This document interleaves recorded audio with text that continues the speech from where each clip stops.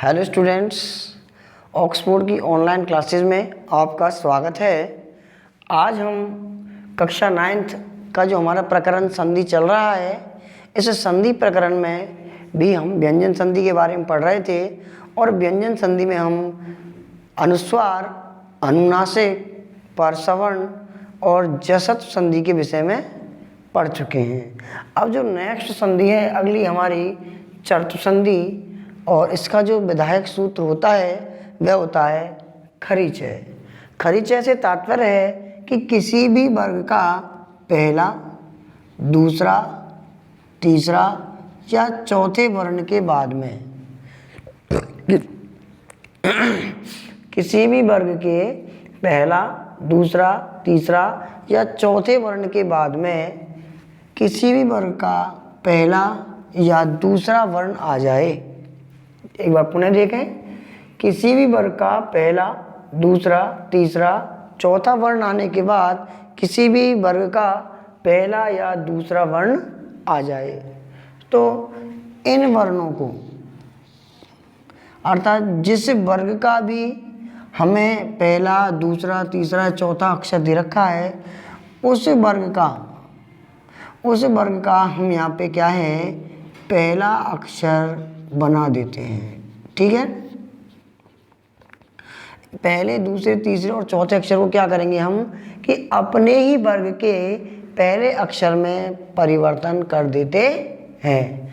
अर्थात एक बार पुनः देखेंगे कि किसी भी वर्ग का, अर्थात यहाँ पे हमको क्या है कि पहला, दूसरा, तीसरा और चौथा जो वर्ण दे रखा है वह किसी भी वर्ग का वर्ण होना जो हो, और उसके बाद में किसी भी वर्ग का पहला या दूसरा वर्ण हो। तो पहला जो है, पहला, दूसरा और तीसरा और चौथा जो वर्ण दे रखा है, इस पहले, दूसरे, तीसरे, चौथे वर्ण को क्या है, इसी के वर्ग में, अर्थात जिस वर्ग का ये वर्ण है उसी के वर्ग में अपन उसे क्या पहले वर्ण में परिवर्तन कर देते हैं। जैसे कि सद प्लस कार है। देखिएगा, सद प्लस कार। अब आपको देखा जा रहा है कि जो सद है, इस सद का जो द्वितीय पद अर्थात अंतिम जो स्वर है या व्यंजन जो है वह क्या है, देह हलंत है। ठीक है ना, और देह के बाद में क्या आ रहा है, केवर्ण। ठीक है, जो देह है यह पहला, दूसरा, तीसरा, चौथे में से एक है, अर्थात यह तय वर्ग का, कौन से वर्ग का, तय वर्ग का और तीसरा वर्ण है, तय वर्ग का तीसरा वर्ण है। और यहाँ पे दे रखा है के, जो कि एक पहला या दूसरे अपन के नियमानुसार पहला या दूसरा वर्ण होना चाहिए, तो वो यहाँ पे के जो है दे रखा है वह क्या है, पहला ही वर्ण दिया हुआ है। ठीक है ना, तो क्या करते हैं, इस जो अपन को दे दे रखा है, इस दे को अपने ही वर्ग के पहले अक्षर में परिवर्तन करेंगे। जो दे दे रखा है यह तीसरा अक्षर है और यह किस वर्ग का है, तय वर्ग का है। तो तय वर्ग का है तो इसे किस में बदलेंगे, पहले अक्षर में बदलेंगे। तो इसका पहला अक्षर क्या है, तय। तो इस प्रकार से जब हम इससे संयुक्त पद अर्थात इसको जोड़ेंगे तो यह हो जाएगा सत्कार है। ठीक है, हाँ जी, क्या हो गया ये, सत्कार है। अन्य उदाहरण हम देखते हैं, उद प्लस कीर्ण। देखिए, उद प्लस कीर्ण, उद, ठीक है ना, उद में क्या है, देह, जो कि तय वर्ग का अक्षर है, और तीसरा अर्थात पहला, दूसरा, तीसरा अर्थात तीसरा वर्ण है। इसके बाद में देखेंगे कि क्या आ रहा है, के, जो कि पहला अक्षर है, अर्थात के वर्ग का ही है, पहला अक्षर है। तो क्या करेंगे, इस देह को हम किस में परिवर्तन करेंगे, तय में। ठीक है, तो अब हमारे पास क्या हो जाएगा, ये उत्कीर्ण। क्या हो जाएगा, ये उत्कीर्ण। आगे देखें अपन, सद प्लस पुत्र। ठीक है, सद प्लस पुत्र है, ये क्या है, दे, अर्थात यह तीसरा वर्ण है किस वर्ग का है? तय वर्ग का है। और तय वर्ग के बाद में क्या दे रखा है? पे दे रखा है। ठीक है, तो ये पहला अक्षर है, तय वर्ग के बाद में पहला अक्षर दे रखा है, तो इस तय को, इस दय को क्या कर दिया हमने? तय वर्ण में परिवर्तन कर दिया है। तो अब हमारे पास क्या हो जाएगा? ये सतपुत्र है। ठीक है ना। अन्य उदाहरण की हम बात करते हैं। विपद, ठीक है ना, विपद प्लस काल है, बुरा समय, विपद प्लस काल है, दे रखा है। और दे कौन से वर्ग का है? तय वर्ग का है। और तय के बाद में क्या दे रखा है? तो क्या करेंगे? इस दे को तय वर्ग में परिवर्तन करेंगे तो हमारे पास हो जाएगा ये विपत काल है। ठीक है ना। तो इस प्रकार से चर्तु संधि के जो है उदाहरण है, इनको हम आसानी से इनका विक्षेप और समस्त पद कर सकते हैं। इसके बाद जो हमारी नेक्स्ट संधि है वह है छात्र संधि।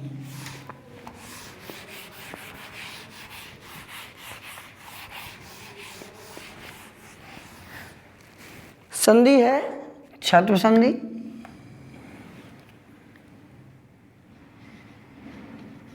और छात्र संधि का जो विधायक सूत्र होता है वह होता है श छोटी। ठीक है ना। श छोटी।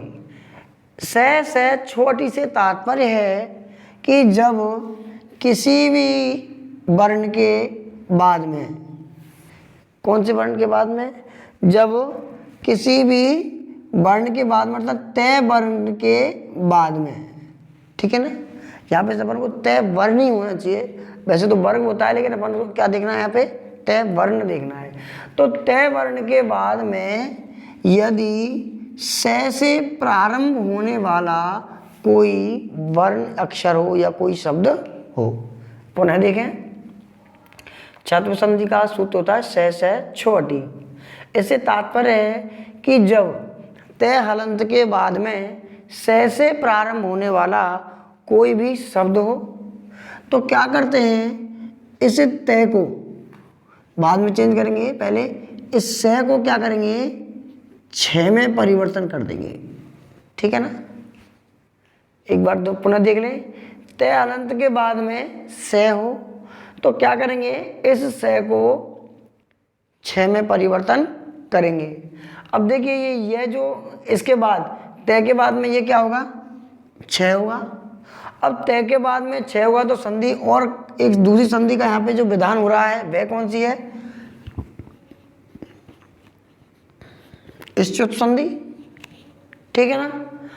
इष्टुत संधि में होता क्या है? आपको ध्यान होगा ही कि तय वर्ग के बाद में यदि च वर्ग आ जाए तो तय वर्ग को च वर्ग में तब्दील कर देते हैं, अर्थात बदल देते हैं। तो देखिए ये तय वर्ग है, ये च वर्ग में परिवर्तन हो जाएगा। ठीक है ना। ये तय वर्ग च वर्ग में परिवर्तन हो जाएगा, कहने का तात्पर्य तय किस में परिवर्तन हो गया? च में परिवर्तन हो गया। तो अब यहाँ पे क्या है?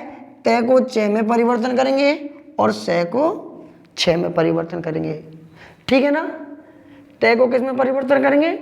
च में, और स को किस में परिवर्तन करेंगे? छ में। जैसे तत् प्लस शिव, तय हलंत, और तय हलंत के बाद में क्या दे रखा है? से। क्या दे रखा है? श। तो देखिए इस तय को किस में परिवर्तन करना है? च में, तो हमने च में परिवर्तन कर दिया इसको। और इस स को किस में परिवर्तन करना है? श में, अर्थात छ में परिवर्तन कर दिया इसको। अब इस तय में, तत्व में से तय निकल के च हो गया है, इस शिव में से स निकल के छ हो गया है। क्लियर है। देखिए अब जैसा है हम उसको वैसा ही जोड़ते हैं। ठीक है ना। अब पूर्ण पद बनाएंगे। आधा तय, तय पूरा है इसलिए पूरा तय, च आधा है और 6 मात्रा है छोटी की और वह। क्या बन गया ये? तत् 6। ऐसे ही अन्य उदाहरण देखिए अपन, तत् प्लस श्रुत्वा, तत् प्लस श्रुत्वा। तत् प्लस श्रुत्वा हम देखिए तय है, और तो तय को किस में परिवर्तन करेंगे? च में। अब यहाँ पे दे रखा है हमको श्रेय। श्रेय, ये जो श्रेय बनता है श प्लस रे प्लस ए से मिलके बना हुआ है, ठीक है ना। तो हमको प्रारंभिक जो वर्ण दिख रहा है वो क्या है? श है। हमको श वर्ण की तो आवश्यकता है, तो देखिए हमने यहाँ क्या कर दिया? श प्लस रे प्लस ए, ठीक है ना। पीछे क्या जोड़ा हुआ है इसमें? तो चेंजेज किस में करना है हमको? श में। श को किस में करेंगे? 6 में, ठीक है ना। 6 में परिवर्तन कर दिया है। अब देखिए हमारे पास क्या बचा? ते च 6 रे ए और त्वा, यही है ना। अब संपूर्ण पद अर्थात जोड़ेंगे तो त च में 6 आधा है और आधे में क्या रे जुड़ा हुआ है, रे नीचे लग जाएगा, और ऊ की मात्रा और जुड़ी हुई इसमें, ऐसे जोड़ देते हैं इसको, ठीक है ना। तो ऊ की मात्रा हमने जोड़ दिया है, और पीछे क्या शेष रहा? ए इसमें जुड़ी गया है और त्वा, क्या जुड़ गया इसमें? त्वा। अब क्या हो गया है? तत् श्रुत्वा।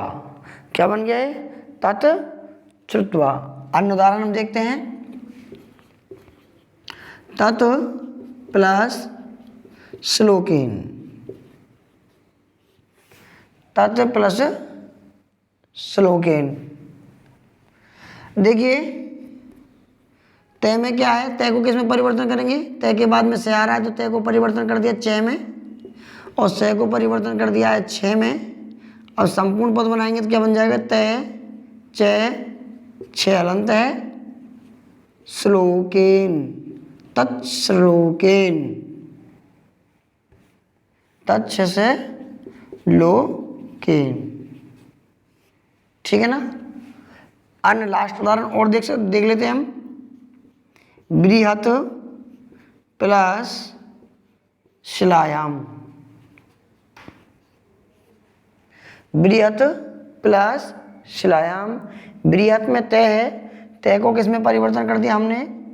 6 में, और शय को किस में परिवर्तन कर दिया हमने? 6 में। अब से संपूर्ण पद बनाते हैं तो बृहत शिलायाम, बृहत शिलायाम। इस प्रकार से हम जो है छत्व संधि, छत्व संधि से तात्पर्य है 6 किसका? तय के बाद में श होने पर क्या कर देते हैं? श को किस में परिवर्तन कर देते हैं? से में परिवर्तन कर देते हैं, जैसा कि आपने यहाँ एग्जाम्पल और इस नियम को अच्छे से देख लिया है। और अगली जो हमारी संधि है नेक्स्ट, वह है लत्व संधि। कौन सी संधि है? लत्व संधि।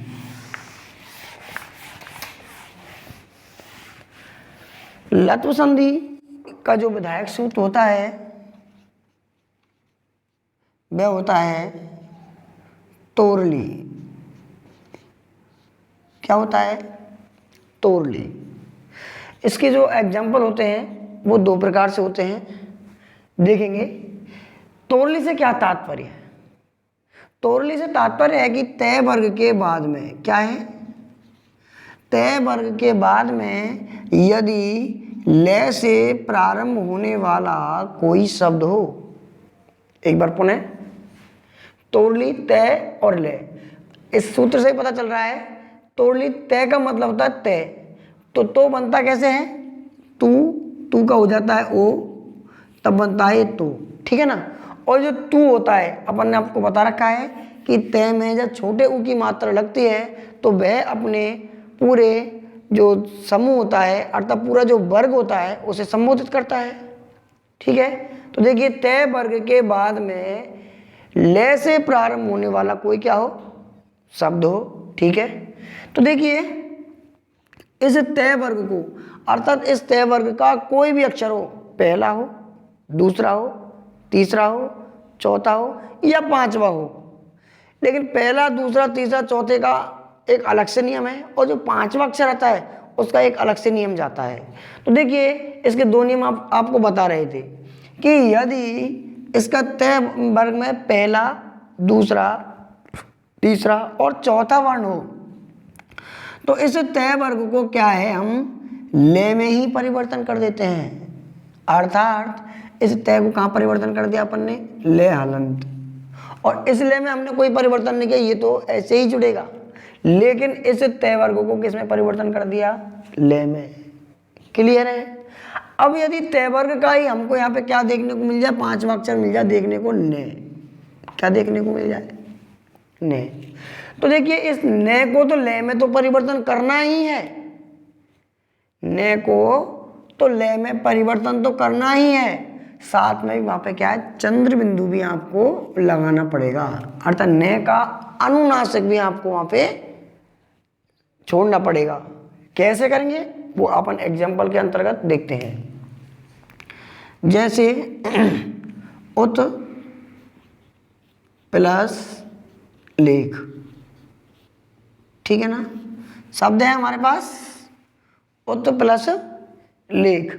उत में क्या है, तेवर का अक्षर है, उत को अपन उद भी लिख सकते हैं और उत भी लिख सकते हैं, कोई प्रॉब्लम नहीं है।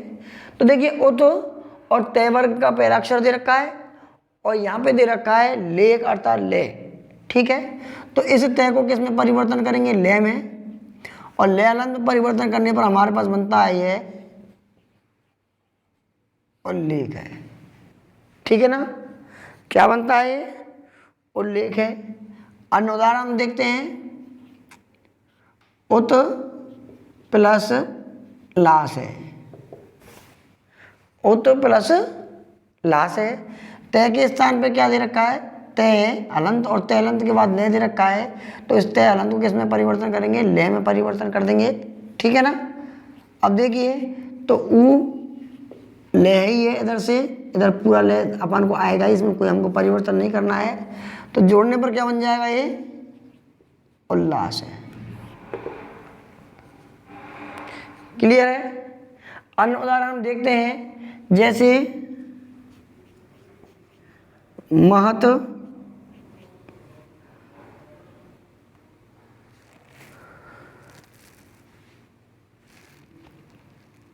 प्लस लाभ। अब देखिए महत प्लस लाभ, महत शब्द है, तय है, तय का ले हो जाएगा तो हमारे पास क्या बन जाएगा, ये महल लाभ है। ठीक है ना, अपन इसको ऐसे भी लिख सकते हैं, महान, ठीक है ना, महान लाभ है, कि ये नपुंसकलिंग है, ये पुल्लिंग है, ये नपुंसकलिंग के लिए प्रयोग हो रहा है महत लाभ, ये पुल्लिंग के लिए प्रयोग हो रहा है। ठीक है ना, तो देखिए यहाँ पे क्या आ गया हमारे पास, ने अलंत, और ने के बाद में क्या आ रहा है, ले आ रहा है। तो मैंने आपको कहा है कि ने को तो ले में परिवर्तन करना ही है, अर्थात महल लाभ है, लेकिन महल लाभ है, लेकिन इस ने हलंत से पहले जो भी अक्षर हमको दे रखा है उस पर हमको क्या लगाना है, चंद्र बिंदु। तो ये क्या बन गया हमारे पास, महान लाभ है, अर्थात चंद्र बिंदु से ने का भी अपन को उच्चारण हो रहा है, तो क्या हो जाएगा, ये महान लाभ है। क्लियर है। एक बार पुनः देख लें कि ने हलंत के बाद में यदि ले आता है तो ले में तो हम उसको परिवर्तन करते ही हैं, साथ में क्या करते हैं कि जो महा अर्थात ने से पहले वाला जो शब्द है उस पहले वाले शब्द में क्या है, अपन चंद्र बिंदु का प्रयोग कर देते हैं। ठीक है ना, आगे इस प्रकार से हम इसको क्या है, जो लतु संधि है इस लत्व संधि के जो उदाहरण हैं उनको हम यदि एग्जाम के अंतर्गत आते हैं तो हम आसानी से कर देते हैं। और आगे है लास्ट जो संधि है वह हमारी तुकागम। ठीक है, अर्थात व्यंजन संधि का जो हमारा लास्ट में चल रहा है वह है तुकागम। तुकागम अर्थात इस नाम से ही हमको प्रतीत हो रहा है कि यह तुकागम में तय जो होता है उस तय का आगम होता है। कब होता है वो? इसका जो विधायक सूत्र होता है वो होता है 6 अर्थात तुकागम कब होता है कि जब तय वर्ग के बाद में 6 का मतलब होता है 6 वर्ण आ जाए। एक बार पुनः देख लें, जैसे कि हमने छत्र संधि में देखा था कि तय को हमने 6 वर्ग में परिवर्तन कर दिया है, तो ये नियम वही है, सिर्फ उसमें क्या था से नहीं आता है और ये आता है। ठीक है ना। तो देखिए तुकागम का मतलब है कि तय का क्या हो जाता है 6, तय का हो जाता है 6 और जो यहाँ पे 6 हमको देखने को मिलता है, अर्थात इनके बीच में कब आता है ये, इनके बीच में क्या आता है कि कोई ह्रस्व स्वर हो, छोटी सी मिस्टेक है भैया, देखिए कि कोई ह्रस्व स्वर हो, ह्रस्व स्वर, और उस ह्रस्व स्वर के बाद में क्या हो 6 वर्ण हो। एक बार पुनः देख ले कि ह्रस्व स्वर है और उस ह्रस्व स्वर के बाद में क्या है 6 वर्ण है। क्लियर है। तो क्या है उस ह्रस्व स्वर और 6 इन दोनों ही वर्णों के बीच में क्या है तय का आगम होता है। एक बार पुनः, तय से मतलब तय का आगम, तुकागम से मतलब तय का आगम। कब? यदि 6 हो और उस तय का क्या हो जाता है फिर 6, अर्थात 6 और 6 का आगम हो जाता है ना। तय का आगम होगा और तय को क्या है हम 6 में परिवर्तन कर देंगे, क्योंकि 6 के बाद तय के बाद में क्या रहा है 6 जो कि एक 6 वर्ण है, अर्थात इस चतुर्थ संधि का हमारे पास यहाँ पर उदाहरण बन रहा है। ठीक है ना। तो जैसे देखिए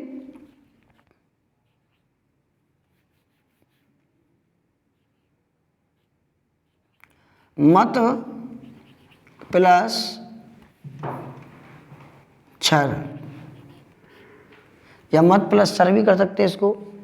ठीक है ना, ठीक है ना, मच्छर बनता है वो, मत प्लस क्षर, मत प्लस क्षर।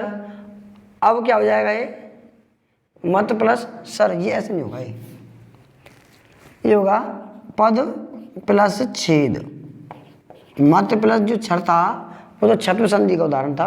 अब देखिए पद प्लस छेद, द है और दे में क्या है ए क्या है ह्रस्व स्वर है, और इसके बाद में क्या आ रहा है 6 क्या है हमको जो नियमानुसार 6 होना चाहिए। तो इनके बीच में क्या होता है इस तय का आगम अर्थात तय हलंत का आगम हो जाता है। क्लियर है। अब तय के बाद में क्या आ रहा है 6 आ रहा है, अर्थात 6 वर्ग का एक वर्ण आ रहा है। तो इस तय को किस में परिवर्तन कर देंगे 6 में, अर्थात इस च्युत संधि के अनुसार। ठीक है ना। इस च्युत संधि के अनुसार क्या करेंगे इस तय को 6 में परिवर्तन कर देंगे। तब हमारे पास यह क्या बनता है पद छेद। क्या बनता है ये पद छेद। नेक्स्ट उदाहरण देखते हैं हम, अनु प्लस छेद। ठीक है ना। अनु में क्या है छोटे ऊ की मात्रा अर्थात ह्रस्व स्वर है, उसके बाद में 6 से प्रारंभ होने वाला वर्ण है, तो किसका आगम होगा तय का, और तय के बाद 6 आ रहा है अर्थात इस च्युत संधि का उदाहरण बन जाता है। तब ये तय को किसमें परिवर्तन कर देंगे 6 में। तो कहने का तात्पर्य है तुकागम से तात्पर्य है कि तय के जगह पर अपन को किसका आगम करना हमेशा 6 का आगम करना, क्योंकि वो पीछे तो 6 देखने को मिलेगा ही, इस च्युत संधि का नियम तो बनेगा ही। तो इस प्रकार से अपन को क्या करना है तय के स्थान पर 6 का आगम करना है और हमारे पास हो जाएगा यह अनुच्छेद। ठीक है ना। अन्य उदाहरण है स्व प्लस 6 बराबर स्वक्ष। ठीक है ना। परि प्लस छेद बराबर परिच्छेद, ठीक है ना, बी प्लस छेद बराबर विच्छेद,